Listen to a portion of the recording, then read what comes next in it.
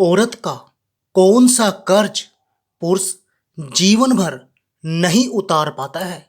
सभी महिला पुरुष इस वीडियो का एक एक शब्द ध्यान से सुनिए। औरत का कौन सा कर्ज आदमी जीवन भर नहीं उतार पाता। दोस्तों, आज की वीडियो हम सबको ध्यान से सुननी चाहिए। इस वीडियो में आज मैं आपको बताऊंगा कि औरत का वो कौन सा कर्ज है जिसे आदमी जीवन भर नहीं उतार सकता। वैसे तो स्त्री का इस सृष्टि में बहुत बड़ा योगदान है। अगर स्त्री न होती तो संसार आज जितना खूबसूरत दिख रहा है, इसका कुछ और ही रूप होता। हाँ, यह सच है कि संसार के निर्माण में स्त्री पुरुष दोनों का योगदान है, परंतु स्त्री का योगदान कुछ विशेष ही है। लेकिन उससे पहले आप अपनी पूरी सच्ची श्रद्धा से कमेंट बॉक्स में हर हर महादेव, ओम नमः शिवाय जरूर लिखें। साथ ही चैनल को सब्सक्राइब अवश्य कर दें। हे लक्ष्मी माँ, जो भी इस चैनल को सब्सक्राइब करें और इस वीडियो को लाइक करें, उसके घर में कभी भी धन की कमी ना रहे। उसका पूरा परिवार हमेशा हंसता मुस्कुराता कुशल मंगल रहे। पहली बात तो स्त्री को जननी कहा जाता है, और जननी वो सिर्फ इंसान की ही नहीं बल्कि सारे सुखों को जन्म देने वाली स्त्री ही है। मैं मानता हूं कि कुछ लोग स्त्रियों से पीड़ित भी होते रहते हैं। स्त्री यदि धर्म का मार्ग छोड़ दे तो वो दुखदायिनी भी है। वो आदर्शों से भटक जाए, उसका नैतिक पतन हो जाए, चरित्रहीन हो जाए तो विनाश को भी जन्म दे सकती है। परंतु यदि वह धर्म मार्ग का अनुसरण करती है तो सुखदायिनी भी है, सृजन करने वाली भी है। आजकल हमारे समाज में कुछ विकसित मानसिकता के वाले लोग स्त्री को निंदित, घृणित और नीच दृष्टि से देखते हैं। उसे जीवन भर दबाकर रखना चाहते हैं, उसे पैर की जूती समझते हैं, उसे सिर्फ विषय वस्तु और सेवा करने वाली मशीन समझते हैं। उसकी भावनाओं को नहीं समझते, उसकी इच्छाओं का गला घोंटते रहते हैं।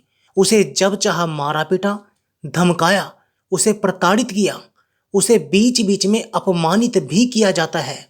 हम लोग उसके मूल्य को नहीं समझते हैं कि उसका हमारे जीवन में कितना बड़ा महत्व है।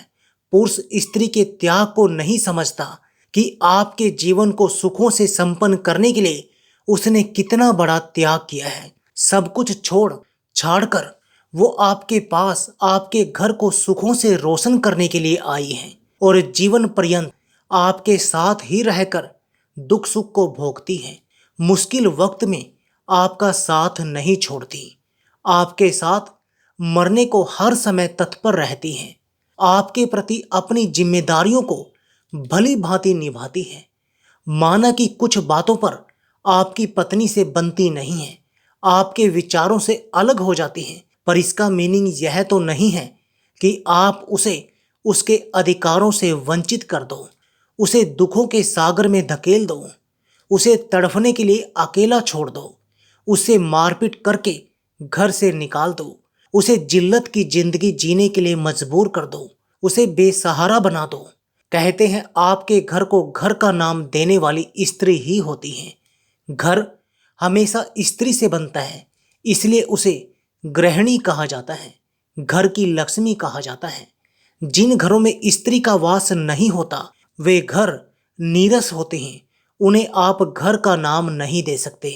उन घरों में खूबसूरती नहीं होती, उन घरों में कोई रौनक नहीं होती, उन घरों में खुशियां नहीं होती। वो घर एक शमशान की तरह होता है।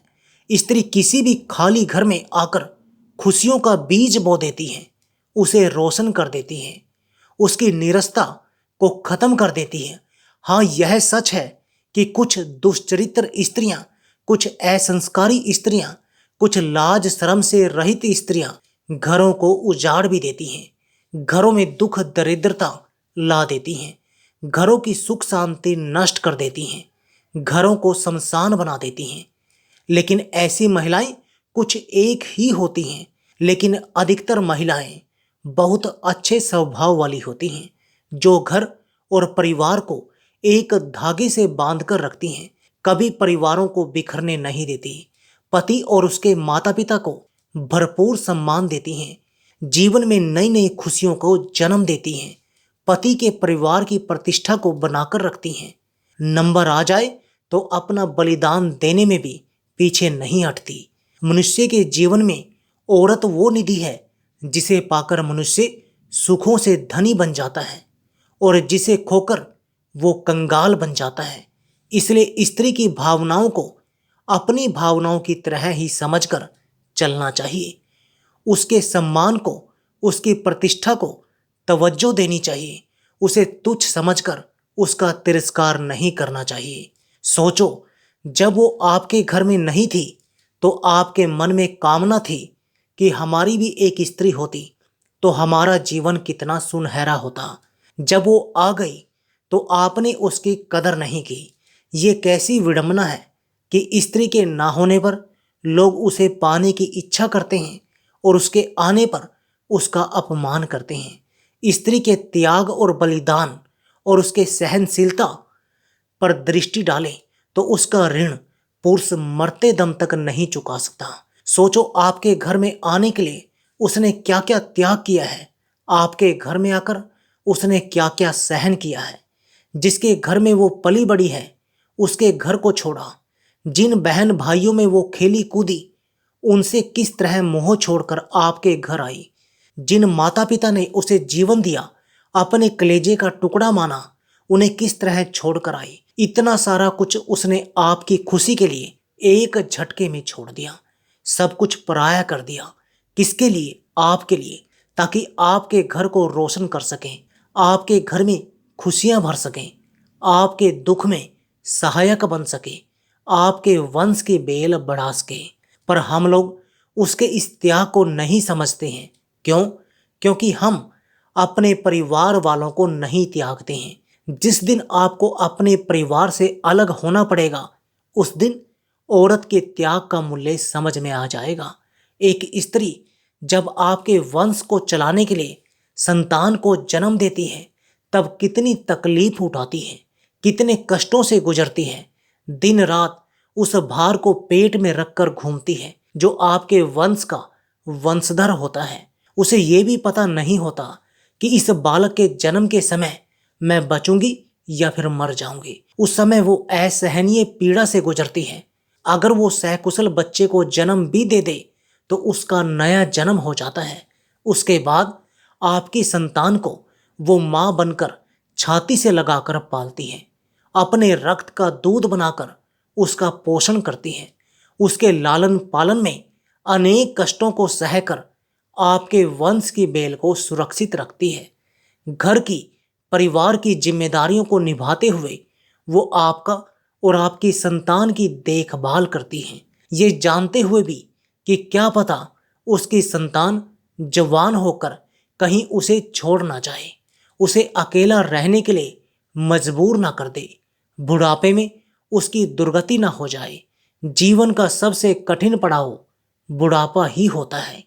यदि उस अवस्था में पति का या संतान का सहारा ना मिले तो उससे ज्यादा अभागा इस दुनिया में कोई नहीं है। बहुत सी निकम्मी संतानें माँ बाप के उस त्याग और कष्टों को भूल जाती हैं जो उन्होंने संतान को पालने पोसने में उठाई थी। उस असमर्थ अवस्था में जब संतान मुख मोड़ लेती है तब वे सोचते हैं कि हमने ये सब क्यों किया, किसके लिए किया, हमने कष्ट उठाए किसके लिए, हम रात रात भर जागते रहे किसके लिए, हमने ना गर्मी देखी, ना सर्दी, ना वर्षा देखी, ना तूफान। दोस्तों, इस विषय पर मुझे महाराज दशरथ की वो बात याद आती है जो उन्होंने महाराज जनक जी से कही थी। एक बार जब श्री रामचंद्र जी ने मिथिला में धनुष तोड़ा था, महाराज जनक के प्रण को पूरा किया था, तब महाराज दशरथ को जनक महाराज की ओर से संदेश भेजा गया था कि आपके ज्येष्ठ पुत्र श्री राम ने हमारे प्रण को धनुष तोड़कर पूरा किया है। शर्त के अनुसार श्री राम का सीता के साथ विवाह होगा। अब आप बारात लेकर मिथिला पधारिए। महाराज दशरथ बारात लेकर मिथिला गए और बड़ी धूमधाम से अपने चारों पुत्रों का मिथिला में ही विवाह किया। विवाह के बाद जब विदाई का समय आया तो राजा जनक महाराज दशरथ को विदाई देने के लिए आए। उस समय महाराज दशरथ ने मिथिला के महाराज जनक के पैर छू लिए थे। दशरथ का यह आचरण देखकर जनक ने कहा, राजन, ये आपने क्या किया? आपने मेरे पैर छूकर मुझे पाप का भागी बना दिया है। पैर तो आपके मुझे छूने चाहिए, क्योंकि आप वरों के पिता हैं, मैं कन्याओं का पिता हूं। वर पक्ष के लोग बेटी पक्ष वालों से श्रेष्ठ होते हैं। तब राजा दशरथ ने जनक जी की इस बात का जवाब इस ढंग में दिया कि वहां उपस्थित सभी लोगों के हृदय में महाराज दशरथ के लिए सम्मान और अधिक बढ़ गया।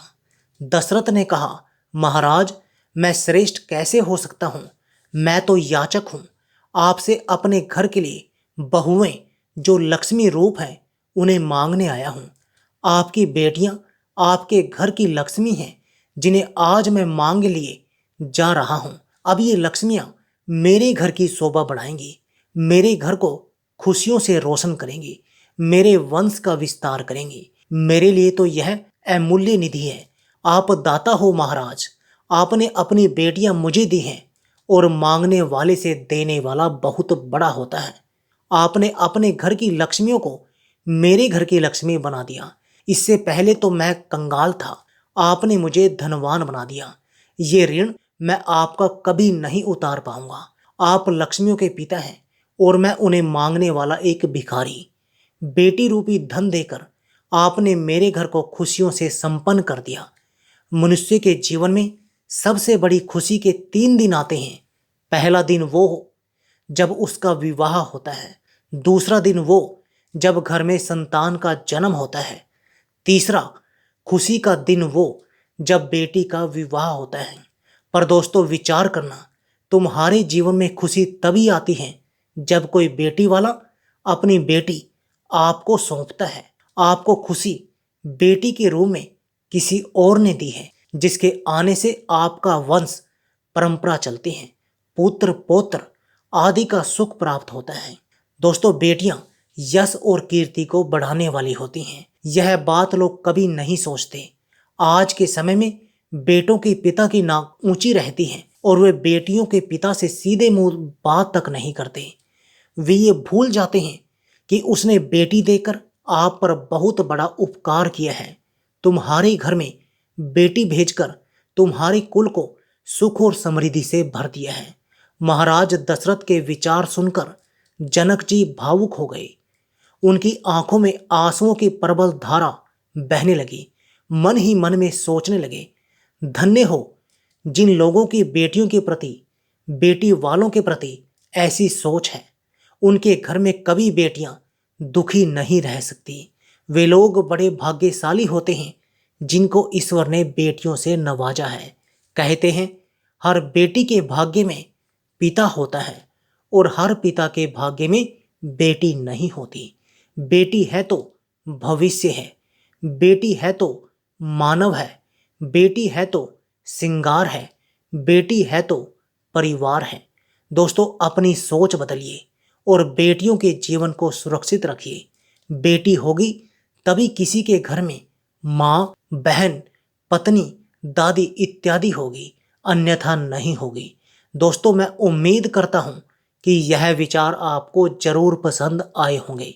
यदि यह विचार आपको अच्छे लगे हों तो आगे भी अपने दोस्तों में, अपने रिश्तेदारों में शेयर करना ना भूलिए। चलिए मिलते हैं अगले वीडियो में नए टॉपिक के साथ, नए ज्ञान चर्चा के साथ। आप सभी का बहुत बहुत धन्यवाद। जय श्री कृष्ण।